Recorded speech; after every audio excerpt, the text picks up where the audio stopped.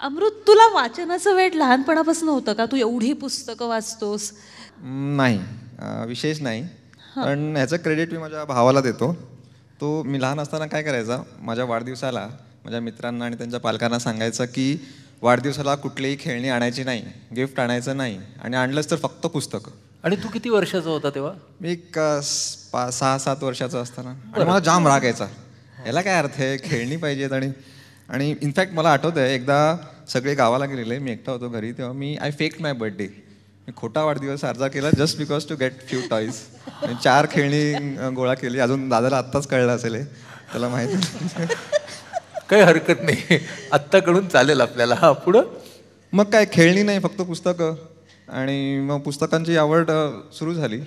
तेव्हा अर्थात लहान मुलांची पुस्तकं, चाचा चौधरी, सिंदबाद द सेलर, गोष्टी वाचायचो. मग 10वी नंतर नॉन फिक्शन पुस्तकं आवडायला लागली. Rich dad poor dad, Robert Kiyosaki. म्हटलं हे तर भारी आहे, म्हणजे हे गोष्टी आपल्याला माहीतच नाही आहेत आणि कधी शाळेत शिकवलेच नाही आहेत. तिथून एक खूप तुझी वाचनाची स्पीड कशी डेव्हलप झाली काय? इनफॅक्ट स्पीडमुळेच आपली झोप उडते. आवर ब्रेन लव्ह स्पीड.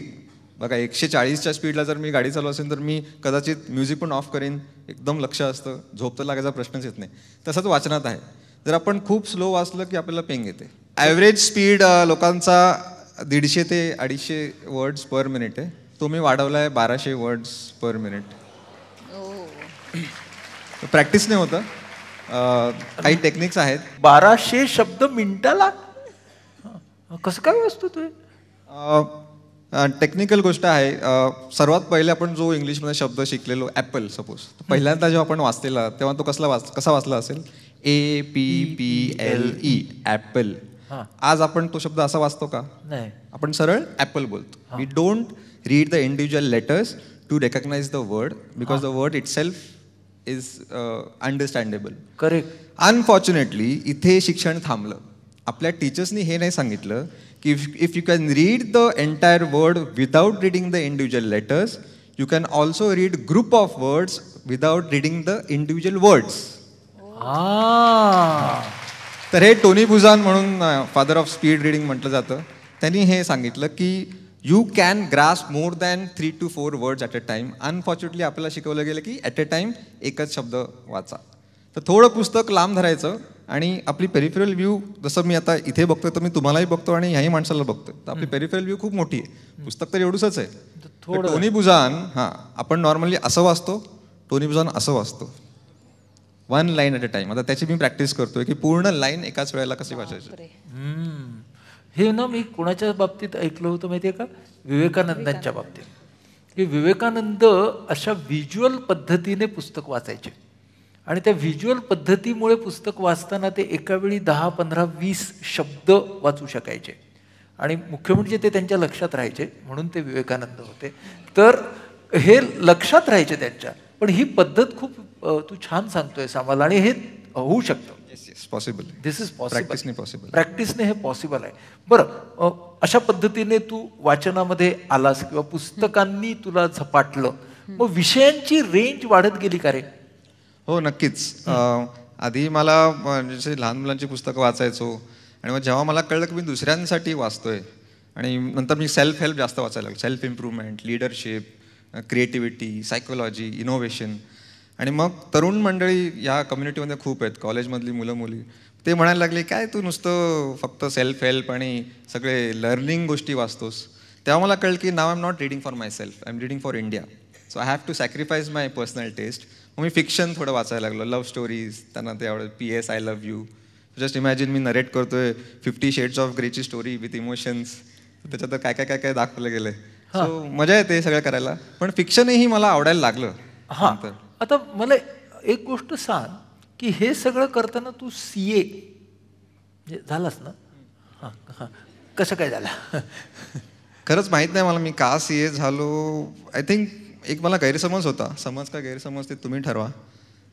मी बघायचो की माझे जेवढे बाबांचे मित्र आणि ते सगळ्यांचे जे CA आहेत त्यांच्या बायका खूप सुंदर होत्या. तर मला असं वाटायचं की CA लोकांना बायको खूप सुंदर मिळते, म्हणून मी CA केलं कदाचित. आणि मग कधी एन्जॉय नाही केलं. पण ऐका, CA होणं हे काही एकदम सोपं नाही आहे. मग त्या CA परीक्षेलाच CA म्हणजे कम अगेन असं म्हणतात. हा, तर त्या सगळ्या परीक्षा दिल्या, ती आर्टिकलशिप वगैरे काय काय असते ती केली, ते अकाउंट आणि ते काय अमुक ढमुक हे सगळं आवडत नसूनही केलं. हो केलं मला, कारण क्लॅरिटी नव्हती. The why of my life मला माहितीच नव्हतं. ते मला नंतर पुस्तकातून कळलं. एक पुस्तक वाचलं मी, start with why by Simon Sinek. हा माझा पर्सनल फेवरेट ऑथर आहे. तो first find out the why of your life, the purpose of your life, the reason to wake up in the morning.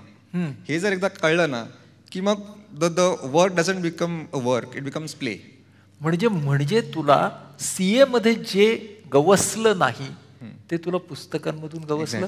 तो व्हाय काय होता?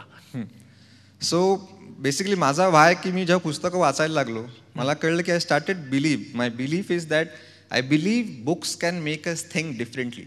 पूर्ण अप्रोच ऑलमोस्ट अपोजिट व्हायला लागला. जे मी विचार करत होतो, फॉर एक्झाम्पल इंट्रोवर्ट लोकांना मी एकदम तुच्छ मानायचो, जे कमी बोलतात आणि ते डम लोक आहेत. पुस्तकातून मला कळलं की the quality of idea and the ability to present that idea याचा काही संबंध नाही. मीटिंगमध्ये जे कमी लोक बोलत आहेत त्यांच्याकडनं आयडियाज येत नाही, कारण जे मोठ्या मोठ्या बाता करतात त्यांचेच आयडियाज घेतले जातात आणि they are very lavish and expressive. तर ह्या सगळ्या गोष्टी मला बदलायला लागल्या, म्हणजे मी बदलायला लागलो, पूर्ण दृष्टिकोन बदलला. मल्टीटास्किंगचा मला खूप अभिमान होता, एका वेळेला 2-2, 3-3 गोष्टी करतो. नंतर कळलं our brain is not made for multitasking. One thing at a time with full focus. 10-15 मिनिटं करा, but one thing at a time, your productivity doubles. Yes, आणि बदला. आपण आजकाल एक्सेलवरचं काम करतो आणि गाणी पण ऐकतोय, मध्ये व्हॉट्सअप चेक करतो, मग युट्यूबवर काहीतरी सगळ्या गोष्टी चाललेल्या असतात एकाच वेळेला. याला शॅलो वर्क म्हणतात. पण डीप वर्क हे 21st सेंचुरीचं सुपर पॉवर म्हटलं जातं. Working deeply with so much of distractions around you, people on screen, people around you. Deep work करणं हे मला कळलं. So basically my belief is that books make us think differently and they bring health, wealth, love and happiness in our life. वा, मला एकच छोटा प्रश्न विचारायचा आहे. तू डीप वर्क वगैरे म्हणालास ते पुरेसं इम्प्रेसिव्ह आहे, पण इतकी सारी आकर्षक डिस्ट्रॅक्शन्स असताना डीप कसं व्हायचं? बघा, सोशल मीडियावर मी पण आहे. म्हणजे फेसबुकवर तर माझे 5 अकाउंट आहेत, यूट्यूब चॅनल आहे, पूर्ण मी वापर केला आहे. तर I think there are 2 types of social media users. एक आहे जे नुसतं करून फोटो काढतात, 5-5 मिनिटांनी फोटो बदलतात. आणि दुसरे एक कॅटेगरी आहे जे यूट्यूब चॅनल बनवतात, फेसबुक लाईव्ह जातात, स्वतःचं जे काही आपल्याला प्रेझेंट करायचं. बघा, सगळं फ्री अवेलेबल आहे. मला सांगा, इथे जी लोकं आहेत, किती लोक जोक्स शेअर करतात, किती लोक व्हिडिओ आलेला फॉरवर्ड करतात, सगळे करत असतील. पण किती लोकांचं यूट्यूब चॅनल आहे, किती लोक फेसबुक लाईव्ह गेलेत, किती लोकांनी स्वतःचं पेज बनवून स्वतःच्या बिझनेसबद्दल सांगितलं, कारण हे फ्री आहे. हे जर मी विचारलं किती लोकांचं व्हिजिटिंग कार्ड आहे, सगळे हात वर करतील. कोणी पॅम्पलेट्स वाटलेत, हात वर करतील. का? कारण त्याला पैसे लागतात आणि फ्री आहे ते आपण नेमकं वापरत नाही. त्याचे मिशन पसरवण्यासाठी मी 1 रुपये खर्च केला नाहीये, पण आज 6.5-7 लाख लोक आहेत. ही आयडिया कशी सुचली ते सांगा आता. एकदा मी आणि मित्र, माझे 3 फेल्ड स्टार्टअप झालेले आणि मी एकदम रुसून बसलेलो, डिप्रेशनमध्ये होतो. 3 फेल स्टार्टअप्स? हो, 3 वेळा माझे फेल्युअर झालेलं. एक CAचंच होतं, एक स्टॉक मार्केटमध्ये मी फंड मॅनेजमेंट पार्टनरशिप केली. सुरुवातीला फंड मॅनेज केले, नंतर डॅमेज केले. मग एक लर्निंगमध्ये पण काही सुरुवात केली CAच्या मुलांसाठी, तेही काही खास चाललं नाही. मग एकदा माझ्या मित्राने, तो पण CA मित्र, बाहुबली सिनेमाला जाऊया असं मला फोन केला त्याने. वा. तर मी त्याला मूर्खाच काढलं, येड लागलं आहे का, माझं इथे वाट लागली आहे, 3 फेल्ड स्टार्टअप्स. तर तो बोलला की अरे नाही रे, मी तिकीटं काढतो.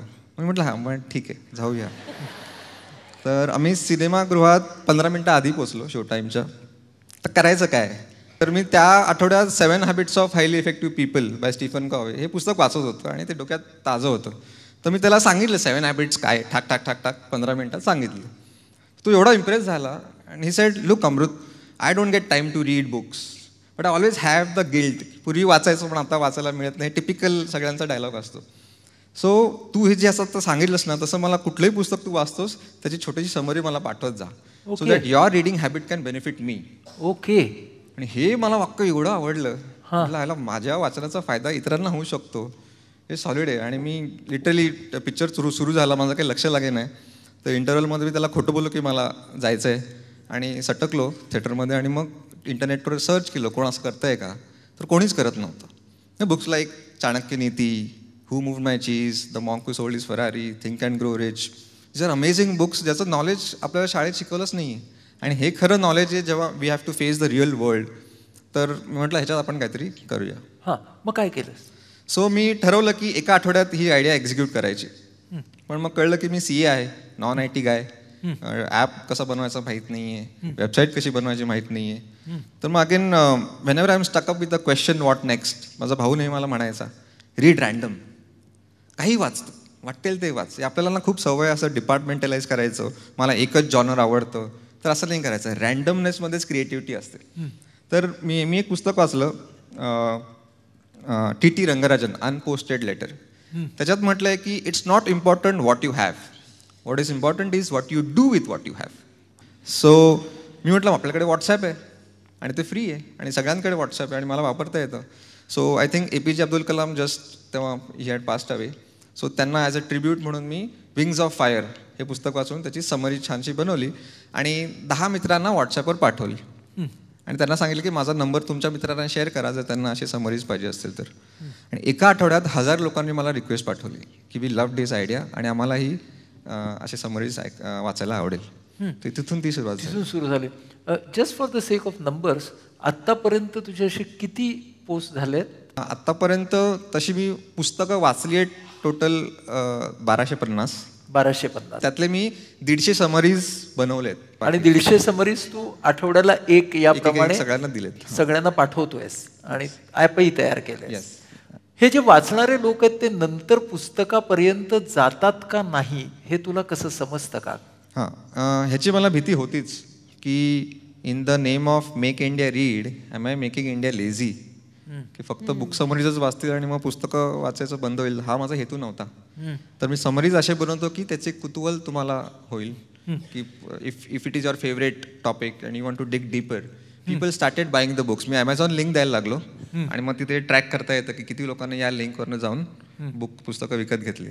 बरं, पण मग तुझ्या लक्षात आलं का की फक्त शब्द पाठवून चालणार नाही, म्हणजे छापील शब्द पाठवून चालणार नाही, ध्वनी वापरला पाहिजे. जेव्हा 50,000 लोक झालेली व्हॉट्सॲपवर तेव्हा मी एक सर्वे घेतला की किती लोकांनी तुम्ही माझा मागच्या आठवड्याचे समरी वाचली का. 80% लोक म्हणाले की नाही. I was so shocked and disappointed की मिशन इज नॉट वर्किंग. सगळे नुसते बोलत होते Amrut is doing a great job, join him, but nobody was actually reading. म्हटलं काय करायचं मग. तर मी एका पुस्तकात वाचलेलं वेलॉसिटी म्हणून पुस्तक आहे. Again as I saying whenever I stuck up with the question what next I read random. त्याच्यात म्हटलं की तुम्हाला ज्या लोकांना इन्फ्लुएन्स करायचं आहे त्यांचा रुटीन चेक करा आणि तो रुटीन जगा. बरं, की ते छोटे छोटे सवयी काय आहेत आणि त्यांचे काय डिफिकल्टी आहेत आणि त्यात तुमची आयडिया फिट करा. तर मी कोणाला इन्फ्लुएन्स करायचं होतं तर जे ट्रेन आणि बसमध्ये येता जाता ऑफिसहून किंवा कॉलेजहून त्यांना मला इन्फ्लुएन्स करायचं. ते एक रिडिंगची सवय तिथे लावायची होती मला. बरोबर, कारण तो वेळ फुकट जाऊ नये. तर मी ट्रेनमध्ये बसलो ठाणा टू दादर आणि बघितलं की सगळे ते कानात बोळे घालून सगळे काय काय ऐकतायत काहीतरी. तर म्हटलं हे आपण करू शकतो. तर मी घरी गेलो, लगेच मायक्रोफोन असा विकत घेतला आणि समरीज माझ्या आवाजात रेकॉर्ड करून पाठवली टेक्स्ट बरोबर आणि ती सगळ्यांना आवडली. पहिली समरी तर एवढी रटाळ होती माझी, कारण म्हणजे मलाच ते ऐकायला जमलं नाही एक मिनिटाच्या वर. हळूहळू मला कळलं की त्याच्यात इमोशन टाकायला पाहिजे, स्टोरी टेलिंगचे टेक्निक शिकलो, म्युझिक टाकायला लागलो, वेगवेगळे आवाज काढायला लागलो, सॉफ्टवेअर पण घेतला आणि मग ती जितकी इंटरेस्टिंग करता येईल एक ऑडिओ मूवी सारखं. म्हणजे तो खरा एंटरप्रेन्युअर झालास. Hi guys, this is Amrut Deshmukh, the booklet guy. Today's book, Rich Dad, Poor Dad, has been #1 personal finance book all the time, boasting over 27 million copies sold. In this book, author Robert Kiyosaki illustrates the mindsets and beliefs that make the rich rich and the poor poor by contrasting the advice of his real dad with that of his financial mentor, who was the father of the author's best friend. I have divided the summary into 3 parts, each to be released from Wednesday to Friday. Let's begin with the first part of the summary. Robert's biological father was brilliant and charismatic, finishing his 4-year undergraduate degree in less than 2 years. Then going on to obtain a master's and PhD at 2 prestigious universities, before rising to the number 1 position in the state of Hawaii's educational system. मला काय वाटलं ऐकताना सांगू का, की तू RJ कसे असतात की नाही, हां, पण तू नॉलेज स्प्रेडिंग आरजे वाटला मला. कारण आम्ही नेहमी एंटरटेनमेंट स्प्रेडिंग आरजेच बघतो, पण तुम्हाला नॉलेज स्प्रेडिंग वाटलास. कारण आता माझ्या लक्षात आलं की ते इमोशन्स, की अरे 3 पार्टमध्ये सांगणार आहे, चल पहिलं पार्ट काय बघूया तर, हां, असं जे माझ्या मनात निर्माण होतं ऐकताना, ते मला वाटतं खूप इंटेलिजंट आहे. आता तू मला सांग, हे ॲपकडे कसा आलास? सो एकदा जेव्हा 1,00,000 लोक व्हॉट्सॲपवर झाली, तेव्हा मला अचानक ईमेल आला की you are banned from using WhatsApp. व्हॉट्सॲपकडून मला मेल आला. तर त्यांना वाटलं की मी स्पॅमिंग करतोय, कारण एवढे मेसेजेस जायचे, हजारो मेसेजेस मी दिवसातून पाठवायचो. They thought that I am spamming or doing some cheap marketing. त्यांनी माझा नंबरच बॅन केला. बरं. तर मला कळेल ना काय करायचं. I was stuck. मग मी मित्रांना विचारलं, माझ्या IT फ्रेंड्सना विचारलं की तुम्ही मला हेल्प करू शकता का ॲप बनवायला. तर ते बोलले की हां ठीक आहे, एवढं हायर पर्पज आहे तुझा, मेक इंडिया रीड मिशन आहे. त्यांनी एकही रुपया न घेता छान मोबाईल ॲप बनवला. त्याला मी बुकलेट असं नाव दिलं. अँड ते वर्ल्ड बुक डे 23 एप्रिलला शेक्सपियरचा डेथ आणि बर्थ ॲनिव्हर्सरी दोन्ही असतं. त्या दिवशी मी तो ॲप लॉन्च केला आणि तो कम्प्लिटली फ्री ठेवला आहे. बरं. आणि आता किती जण हा ॲप? तर ते सगळे व्हॉट्सॲपवरचे ह्या ॲपवर ट्रान्सफर झाले. वा. तुझे कोण कोण वाचक आहेत असं तुला माहिती असलेले छान वाचक, असं काही सांगता येईल का? एकदा एक किस्सा मला सांगायचा आहे. रात्री 11 वाजता मला एका मुलीचा फोन आला. तरुण मुलगी होती. Wow Amrit, I love your voice and your narration is so nice and I listen to all your summaries without fail.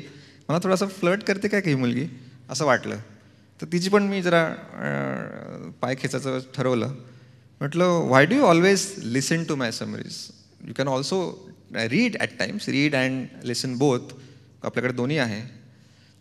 तर ती जे नंतर बोलली, she said Amrut I am blind. I can't read because I can't see. आणि माझ्या अंगावर अक्षरशः काटा आला. आणि डोक्यातच आलं नाही की अशी एक काही सेक्शन ऑफ द सोसायटी आहे who can't read because they can't see. माझी आई 15 वर्षापूर्वी गेली. She donated her eyes after her death, but I think I am luckier than her. Somebody is reading books through my eyes while I am alive. अजून काय पाहिजे आयुष्यात? So I remember that night I must have slept as the most satisfied person on planet earth. क्या बात. मग ते 3 स्टार्टअप्सचं का fail झालं हे मला आत्ता कळलं. की तिथे फक्त इथे पैसा आहे म्हणून मी गेलेलो. माझं पॅशन वगैरे काही बघितलं नाही. तेव्हा तू झपाटले पण नव्हतं. एक्झॅक्टली. आता या तुझ्या 4थ्या स्टार्टअपमध्ये झपाटले पण आलं. येस. आणि झपाटले पण आल्यावरती तो व्हाय फक्त तुला मिळाला नाही, तर तू दुसऱ्या कुणाला सुद्धा तो व्हाय ट्रान्सफर करू शकलास. येस. वा, क्या बात आहे, क्या बात आहे. अमित, तू सॉफ्टवेअर इंजिनियर आहेस बरोबर? तुझ्या आयुष्यात या मधमाशा कुठनं आल्या? मी आपल्या आयुष्यात स्वप्नसुद्धा विचार केलं नव्हतं की माझ्या आयुष्यामध्ये मधमाशा येतील. मी पुण्यात फ्लॅट घेतला होता. तर तिकडे काय झालेलं, एकदम मधमाशांचं पोळं आलं. आणि मुंबईला जॉब करायचो, IT मध्ये होतो. तिकडे मी हॅपी नव्हतोच. आणि मी तिकडे बघायचो की माझे जे सिनियर मॅनेजर आहेत ते केबिनमध्ये बसले असायचे लॅपटॉपसमोर, आणि मला तशी लाईफ नको होती. मी स्वतःला 15 वर्षानंतर बघायचो, मला असं बनायचं आहे का त्यांच्यासारखं? नाही बनायचं आहे. नाही बनायचं आहे तर मला आत्तापासून काही चेंजेस करायला हवेत. आणि मी ऑप्शन शोधत होतो की मला काहीतरी वेगळं करायचं आहे, पण मला या फील्डमध्ये राहायचं नाही आहे. एकदा मी पुण्यात आलो असताना तिकडे काय झालं, बिल्डिंगवरती एक मधमाशांचं पोळं लागलं होतं. ऑब्वियसली सगळे लोक घाबरत होते की मधमाशांचं पोळ्याला काढून टाकूयात. एका रात्री काय झालं, सोसायटी मेंबर्सनी पेस्ट कंट्रोल कंपनीला बोलवलं आणि सगळ्या माशा रात्री मारून टाकल्या स्प्रे करून. असा माशांचा सडा पडला होता. जवळजवळ 1 ते 1.5 लाख माशा अशा खाली मरून पडल्या होत्या. तर मला फार खराब वाटलं होतं, कारण मी मध पण खात होतो. आपल्याला मध हवं आहे पण मधमाशा नको आहेत. हे कसं काय? हे कसं शक्य आहे? सगळ्यांना शुद्ध मध हवं आहे पण घरी मधमाशा नको आहेत. हे किती दिवस टिकणार? तेव्हा मला मधमाशांचं मधसुद्धा मला माहिती नव्हतं. नंतर परत मी मुंबईला गेलो. नंतर आठवड्याभराने परत मालेगावला गेलो ऑर्गॅनिक फार्मिंग बघण्यासाठी. ते माझ्या मित्राच्या वडिलांचं फार्म होतं तिथे, ऑर्गॅनिक फार्म. तिकडे त्यांनी पेट्या ठेवल्या होत्या मधमाशांच्या. त्यांना काही फारसं काही सांगता आलं नाही की मधमाशांच्या पेट्यामध्ये माशी कशी बाहेर येते, कशी जाते, कसं पराग आणि मकरंद गोळा करते. तर मला आणखी उत्सुकता वाढली की मधमाशांचं आहे काय नेमकं. तर त्या गृहस्थांनी मला सांगितलं की महाबळेश्वरला खादी ग्रामोद्योगचं ऑफिस आहे, तू तिकडे जाऊन सर्च करू शकतोस. आणि पुण्यामध्ये सुद्धा सेंट्रल इन्स्टिट्यूट आहे. तर मी घरी आलो, थोडा रिसर्च केला, नंबर मिळवला आणि नंतर 2 महिन्यानंतर ट्रेनिंग होतं, 5 दिवसाचं ट्रेनिंग होतं सेंट्रल इन्स्टिट्यूटमध्ये. तिकडे मी गेलो. तिकडे मला मधमाशा आणखी महत्त्व कळलं की कसं. नंतर मला कळलं की एवढे मधमाशा आपल्याला मदत करतायत आणि कोणीच त्या माशांना वाचवत नाही आहे. तर मी विचार केला ह्याच्यावरती काम करायला हवं. नंतर पुण्यात मी मधमाशा वाचवायला सुरुवात केली. म्हणजे एकेकांच्या घरी मी जायला लागलो आणि पोळं वाचवायला लागलो. मग त्यांना आमचं काम आवडलं, कारण कोणाला मधमाशा मारायचे नसतात. तर वर्ड ऑफ माउथनी मी बऱ्याच लोकांपर्यंत पोहोचलो. पण आता तू काय करतोस पोळं वाचवणं म्हणजे? आम्ही काय करतो, मधमाशाचे 5 स्पीशीज आहेत, वेगवेगळ्या स्पीशीज आहेत. तर स्पीशीजप्रमाणे सॉल्युशन असतं. म्हणजे आग्या माशांना आपण न मारता आपण हँडल करू शकतो, आपण न मारता मध पण गोळा करू शकतो, एका पोळ्यातून मल्टिपल टाईम हनी पण हार्वेस्ट करू शकतो मधमाशांना न मारता. बाकी जेवढे 4 स्पीशीज आहेत, म्हणजे छोटे मोठे जेवढे फ्लोरिया, सिरेना इंडिका, त्या माशांचा आपण पेटीत भरू शकतो. काही माशांना आपण पोळ्यासकट रिलोकेट करू शकतो. आग्या माशांचा पण आपण करू शकतो, पण त्याला म्हणजे फंड्स भरपूर लागतील, मोठं टेम्पो लागेल, एक जागा पण लागेल. जागा मिळत नाही, कोणाला मोठ्या माशा नको असतात. तर आता मी काय करतो, ज्यांना मधमाशा नको आहेत, बिल्डिंग्समध्ये लागलेले आहेत, आणि ज्यांना मधमाशा हवेत, हल्ली पुण्यामध्ये लोक अर्बन फार्मिंगसुद्धा करतात, कारण बाहेर एवढं विषारी म्हणजे व्हेजिटेबल्स आणि फ्रूट्स मिळतात, केमिकलवाले सगळे असतात, ते खाण्याजोगे पण नसतात. तर बरेच लोक ऑर्गॅनिक फार्मिंग करायला लागले आहेत. तर बरेच व्हॉट्सअप ग्रुपवरती सुद्धा आहे. तर त्यांना मधमाशाचं महत्त्व माहिती आहे की मधमाशा का गरजेचं आहेत. तर आम्ही त्या लोकांना मधमाशा देतो. आम्ही त्यांच्यामध्ये कनेक्टरचं काम करतो, ज्यांना मधमाशा नको आहेत आणि ज्यांना हवे आहेत, किंवा फार्मर्स. कारण हनीबीज पॉलिनेशन करतात.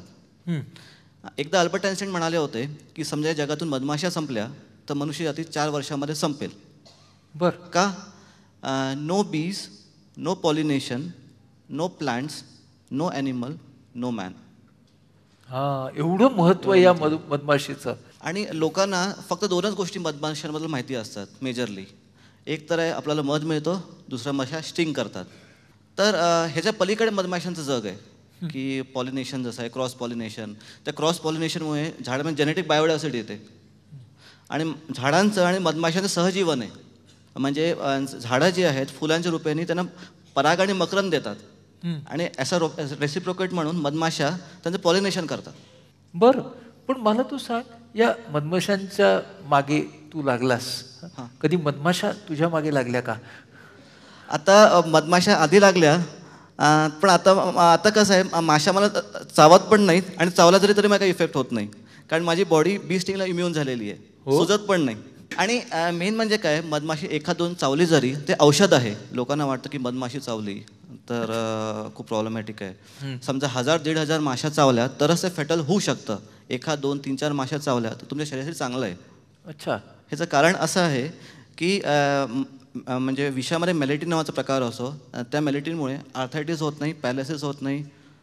कॅन्सरवरती पण आता रिसर्च चालू आहे, त्याच्यावरती याच्यावरती सुद्धा रिसर्च चालू आहे. म्हणजे मेलेटिननी काही आपण करू शकतो का? बरं, आता मला सांग की हे सगळं करत असताना तू एका बाजूला नोकरी सोडली होतीस, IT वाली वगैरे वगैरे, विरोध नाही केला कोणी? माझ्या आईला फार दुःखही व्हायचं आणि रागही यायचा. आईला असं वाटायचं की अरे बापरे, हा कसं जातो. आधी आई लोकांना बोलवायची पोळं काढण्यासाठी आणि ते आदिवासी यायचे, तर आईला वाटायचं की हा आदिवासीसारखं झालं आहे की काय, फाटके कपडे घालून फिरेल असं. आणि तिला हे समजत नव्हतं की हे किती महत्त्वाचं काम आहे. तिला वाटत होतं की माझ्या रिलेटिव्हचा मुलगा ते US मध्ये आहे, माझ्या फ्रेंडचा मुलगा इथे, आणि मी तर आता त्या मित्रांना मी काय सांगणार की माझा मुलगा काय करतो, मधमाशाचं पोळं काढत बसलाय. बरं, विरोध भरपूर झाला. बाबांचा थोडं सायलेंट सपोर्ट होता, ठीक आहे. बाकी रिलेटिव्हचा विरोध होता. बहीण पण सपोर्ट करायची. कंपनी काढावी असं कधी डोक्यात आलं? तर मला असं वाटलं की कुठला पण मॉडेल सस्टेनेबल व्हायला हवा. म्हणजे आधी म्हणतात, जसं म्हण आहे, आधी पोटोबा मग विठोबा. समाजकारण तेव्हाच होऊ शकतं जेव्हा तुमचं पोट भरलेलं असेल. नाहीतर उपाशापोळी समाज काम होत नाही. तर आता मी माशा वाचवतोय, तर मी काय करायला लागलो, लोकांना मी चार्ज करायला लागलो आपल्या सर्व्हिसेससाठी, की आम्ही तुमच्या माशा वाचवतो, मग जे पण निघेल ते आपण निम्मे वाटून घेऊ. ठीक आहे, मग तुम्ही पण ठेवा, नाहीतर ऑलरेडी पेस्ट कंट्रोल कंपनीजनी ते मध खराबच व्हायचं. बरोबर, आम्ही त्यांना मध द्यायचो, लोकांना शुद्ध मध सुद्धा मिळतो म्हणजे.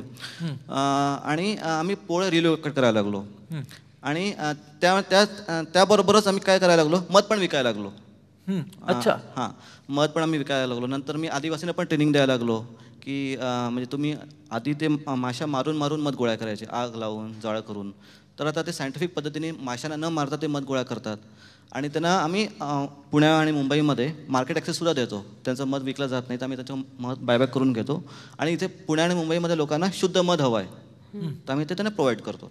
बरं, आता किती ठिकाणून तुम्ही मध गोळा करता?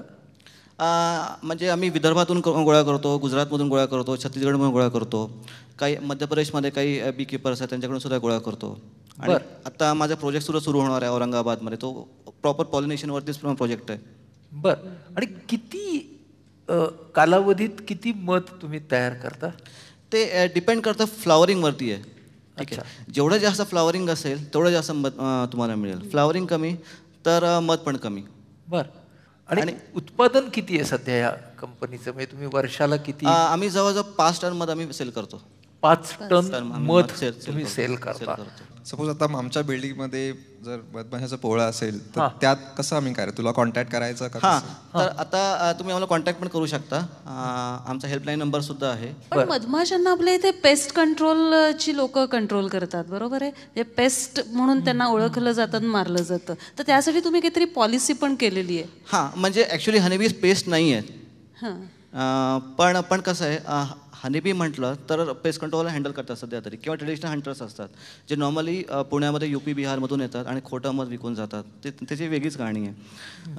तर पेस्ट नाही आहे, पण तरी ते हँडल करतात. आता मी प्लॅनिंग करतो आहे की हे कसं थांबवता येईल, कारण असं कुठला पण लॉ नाही आहे की ना आपण थांबवू शकू. बरं, आणि मेन म्हणजे काय आहे, माशा दिवसेंदिवस कमी होत निघाले आहेत. ठीक आहे, पूर्वी जेवढ्या तेवढ्या मधमाशा नाही आहेत, पण प्रत्येक गल्ली बोळ्यामध्ये आपल्याला मधाचे बॉटल्स दिसतात. हे सप्लाय चेनचा जो रेशिओ आहे तो कुठून मेंटेन करतायत? म्हणजे तो खरा मध देत खरा मध बऱ्याच जण नसतोच. हो, बरं, म्हणजे हे मोठं एक रॅकेट आहे या सगळ्या व्यापाराच्या मध्ये. अमृत, आता जेव्हा तू ऑडिओ लिहायला सुरुवात केलीस ना, ऑडिओ करायला, म्हणजे पहिल्यांदा लिहित होतास आणि मग ते पोचवायला सुरुवात केलीस, या सगळ्यामध्ये तुझ्यामध्ये कोणती नवीन स्किल्स आली असं तुला वाटतं? असं वाटलं, रीडिंग स्पीड वाढवला. ठीक आहे, व्हॉइस जे कसे वेगवेगळे आवाज काढायचे हे शिकलास या सगळ्या प्रवासात. As good as being a voice actor.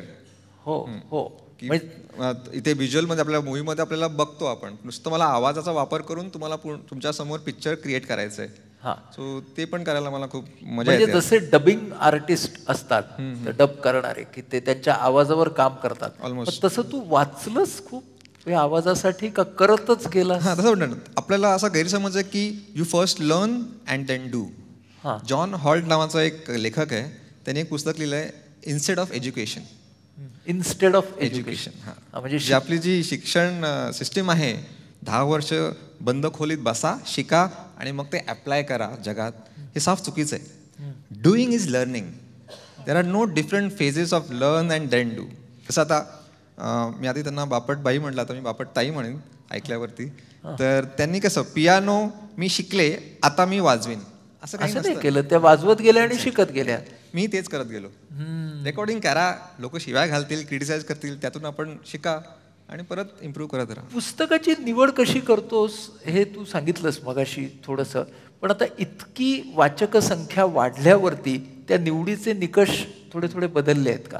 हो, आता मला कळायला लागलं की तरुण लोकांना काय पाहिजे. ओके, मोस्टली जे आजच्या काळाशी निगडीत जे प्रॉब्लेम्स आहेत, स्ट्रेस मॅनेजमेंट म्हणा, सोशल मीडिया, डिस्ट्रॅक्शन्स बाजूला ठेवून डीप वर्क कसं करायचं, इवन एंटरटेनमेंट तर खूप आहे. So I keep a ratio of 80% learning, 20% entertainment. So 2 आठवडे एक सेल्फ इम्प्रुव्हमेंटचं पुस्तक करीन, मग एक फिक्शन. प्रकाशकांचा फीडबॅक काय असतो? ऑफकोर्स त्यांना हे आता प्लॅटफॉर्म झालं आहे. सो जे बडिंग ऑथर्स आहेत, मला ऑलमोस्ट दिवसाला एक पुस्तक कुरिअरनी येतं की माझं हे पुस्तक वाच आणि तू त्याचे समरी बनव. म्हणजे आता तुझी लायब्ररी आपोआपच व्हायला लागली. मला एक सांग, या मधमाशांच्या कडून आपण शिकण्यासारखं काय काय आहे? मधमाशांवरती बोलायला गेलं तर आपण अख्खं मॅनेजमेंट मधमाशांकडून शिकू शकतो. कसं प्रोफेशनल राहायला हवं, कसं बेस्ट आर्किटेक्ट व्हायला हवं. They are the first architect in this world. ते षटकोनी आकाराचे पोळं असतं, प्रत्येक कोण 120 डिग्रीचा असतो. ते शिकायला हवं, कसं परफेक्टली सगळं बनवायला हवं आणि कसं आपलं काम चोख पद्धतीने करायला हवं. आणि प्रत्येकाने आपल्या नेतृत्वाचं ऐकायला पण हवं. बरोबर. किती राणी माशी, एक राणी जवळजवळ 1.5 लाख माशांना हँडल करते. 1.5 लाख माशांना हँडल करते. बरं. आणखी आपसात कधीही भांडणं होत नाही. अमृत, तुझ्याकडे येते आता. तुझ्या याच्यामध्ये वाचक वर्गामध्ये स्त्री, पुरुष, तरुण कुणाची संख्या जास्त आहे? जवळजवळ 75% मुली आणि स्त्रिया आहेत. हो. कॉलेज गोईंग स्टुडंट्स एक 25-30% आहेत. हो. आणि टिपिकली मी बघितलंय यंग ॲडल्ट्स जेव्हा 30s आणि 35च्या मध्ये एक मिड करिअर क्रायसिस येतं. फटाफट प्रमोशन झालेलं असतं, पण मध्ये आल्यावरती ते टॉप मॅनेजमेंटमध्ये जाणं खूप अवघड असतं. तेव्हा एक रिअलायझेशन होतं की आता काहीतरी नवीन नॉलेज घ्यायला पाहिजे बाबा. तेव्हा मग पुस्तकांकडे वळतात लोक. म्हणजे तुझं जे मिशन आहे, मेक यंग इंडिया रीड, हे कुठेतरी आता साध्य झालंय असं दिसतंय हळूहळू. इंग्रजीतून मराठीमध्ये येण्याचा विचार आहे का? हो, नक्कीच. आता जसं मी म्हटलं, माझ्याकडे 500 समरीज इंग्लिशमध्ये रेडी आहेत आणि आम्ही फक्त 3 जणांची टीम आहोत. तर आता हे जे 6-7 लाख लोक आहेत, ह्यांनाच मी रिक्वेस्ट केली की तुम्ही मदत करा. जेवढे भारतात रिजनल लँग्वेजेस आहेत, मराठी, गुजराती, पंजाबी, तमिळ, या सगळ्यामध्ये मला ट्रान्सलेट करायचं, तुमची मदत हवी आहे. आणि मला एवढे ईमेल्स यायला लागले आणि सगळे आता घरी बसून ते एक समरी ट्रान्सलेट करतात. बरं. आणि मला सांग, तू व्हिजिटिंग कार्ड छापलेलं नाहीस म्हणे, ते का? हो, दरवर्षी मी एक गोल सेट करतो. क्रिएटिव्ह गोल सेटिंग असं पुस्तकात मी वाचलं की टिपिकली माझ्या घरी एक फरारी असली पाहिजे, असा एक गोल असतो. That is the result of achievement of your goal. Goal should be something very you attitude आणि दुसऱ्यांसाठी फायदा करणं. तर असा गोल असला पाहिजे की माझे जेवढे एम्प्लॉईज आहेत त्यांच्याकडे जर नॅनो आली पुढच्या वर्षी, तर 4 वर्षांनी माझ्याकडे फरारी येणारच आहे. असे गोल सेट करावे. तर मी असा गोल सेट केला की मला व्हिजिटिंग कार्ड असं द्यायला नाही आवडत.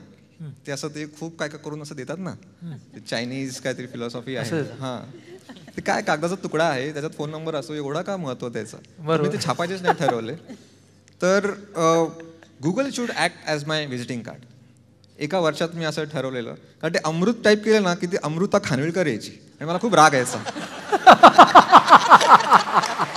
आज तुम्ही अमृत टाईप केलं की अमृत देशमुख येईल, अमृता खाली गेली आहे.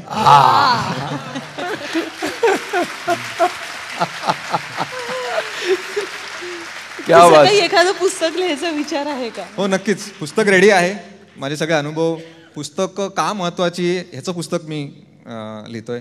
की जेवढी मी पुस्तकं वाचली आहेत त्यातलं काय काय शिकत गेलो, कसं चेंज करत गेलो, कसे प्रॉब्लेम्सला सामोरं गेलं करताना पुस्तकच मला हेल्प करत गेले, ह्याच्याबद्दल एक पुस्तक आहे. म्हणजे ना, मला ना तुझ्याशी आत्ता बोलताना मराठीमध्ये ना आपण नेहमी एक थोडंसं नकारात्मक पद्धतीने वापरतो विशेषण की पुस्तकातला किडा. पण पुस्तकातलं फुलपाखरू आहेस तू.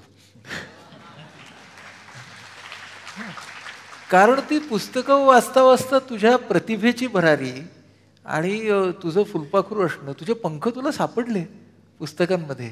त्यामुळे पुस्तकातलं फुलपाखरू हे विशेषण तुला फार छान मला वाटतं लागू पडेल. तुझं मॉडेल लांब पल्ल्याचं सस्टेनेबल व्हावं ह्याच्यासाठीचे पुढचे प्लॅन्स काय आहेत? सो टिपिकली मी बघितले रीडिंग आणि एक्सरसाइज ह्यात खूप साम्य आहे. हो, ते कधीच टॉप प्रायोरिटीवर नसतं.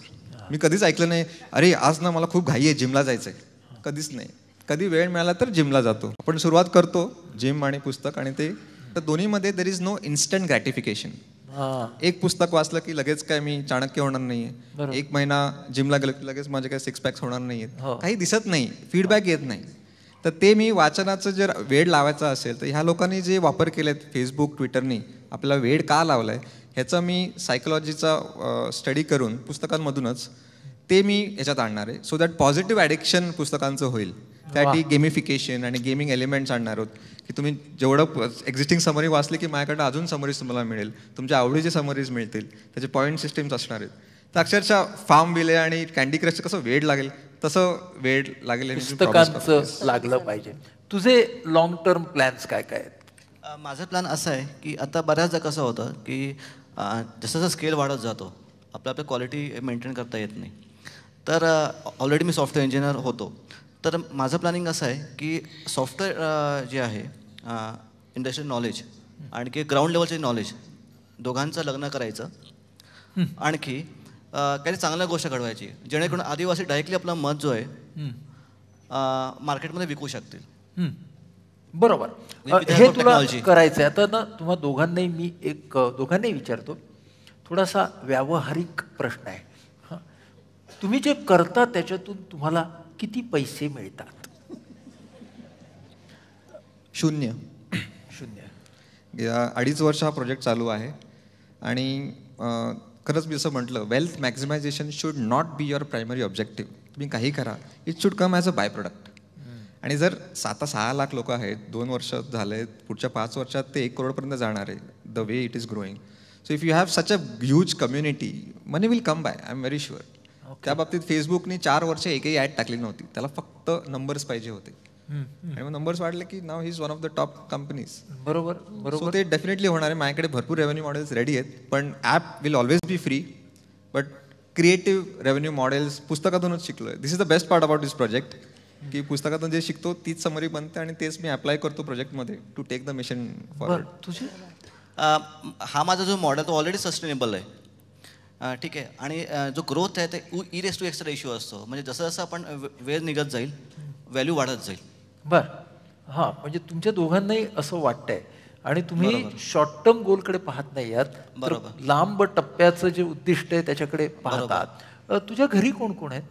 माझ्या घरी आई बाबा आहेत, बहीण आहे, आणखी आजीआजोबा आहेत आणि मामा मामी आहेत, बरेच लोक आहेत. ओके. तुझ्या घरी कोण कोण आहेत? माझी ताई US ला असते, शी इज मॅरिड, 2 kids. दादा माझा कोल्हापूरला असतो, आई नाही आहे. आणि बाबा म्हणजे शहापूरला आमचा फार्म हाऊस आहे, तिथे राहतो. बरं बरं. तुमच्या दोघांच्या आयुष्यात एक जागा आहे म्हणजे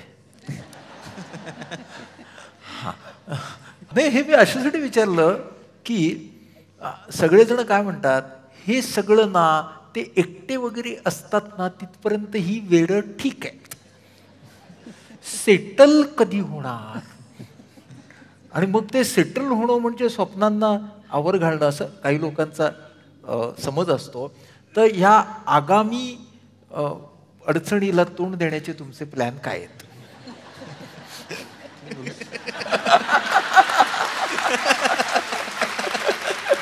आता पण तसं काही विचार केला नाहीये. जेव्हा संधी मिळेल तेव्हा बघू. हा. बर. सध्या बघा, म्हणजे पूर्ण दिवस पुस्तकच वाचतोय. मला सध्या काही गरजच वाटत नाही की एवढं सॅटिस्फॅक्शन मिळतं ह्याच्यातून. जे शेकडो ईमेल्स येत आहेत, खरंच I am every moment of life I am enjoying. I don't have to wait for Sunday to enjoy and wait for Monday to work. Work and play has become synonymous. बर बर बर.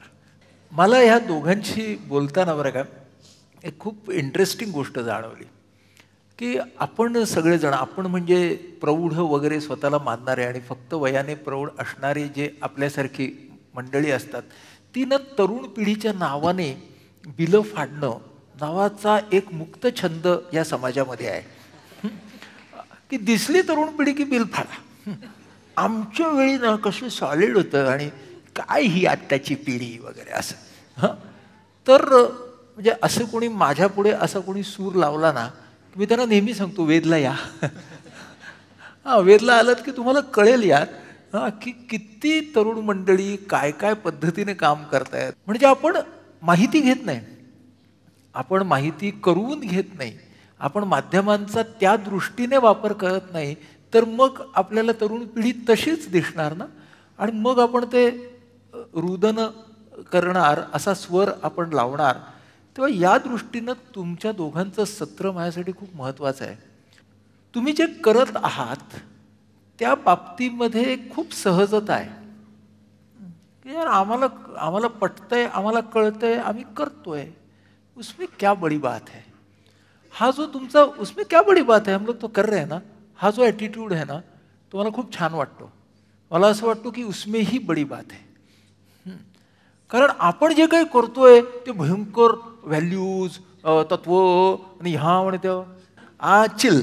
हां, आपण जे करतोय त्याच्यामध्ये आपल्याला धमाल येते आणि ती धमाल येत असताना आपण स्वतः सोबत दुसऱ्याचा विचार करतोय. मग तो प्राणीसृष्टीचा असू दे, मग तो माणसांचा असू दे, मधमाशांचा असू दे, वाचनाचा असू दे, आपण काहीतरी विचार मनाशी घेऊन आपल्याला जी धमाल करायची ते करतोय. आणि मग तू जसं म्हणालास की संडे काय मंडे काय, सोमवार काय रविवार काय, मजा काय काम काय, माझ्यासाठी सगळं एकच आहे. गांधीजींना असं विचारलं होतं की तुम्ही कधी सुट्टी घेता का नाही, तर ते म्हणाले every day I am on holiday. हां, तर फार चैन आहे हो असं म्हणायला मिळणंही, हां, की मी रोज सुट्टी अनुभवतोय. ह्याचा अर्थ की माझ्या जीवनातले कप्पे बंद जे होते ते उघडे झाले. म्हणजे हे काम, हा आनंद, हे जगणं, हे लीजर, हे चिंतन, ही कटकट, नाही नाही नाही, सगळं एकच आहे. तर ते सगळं एक होणं ही गोष्ट खूप महत्त्वाची मला तुमच्या दोघांच्याकडून दिसते. आविर्भाव नसणं ही गोष्ट खूप महत्त्वाची दिसते. आणि तुम्ही दोघांनी साहसी पावलं उचलली आहेत, पण त्यांच्या परिणामांचा विचार करून उचलली आहेत.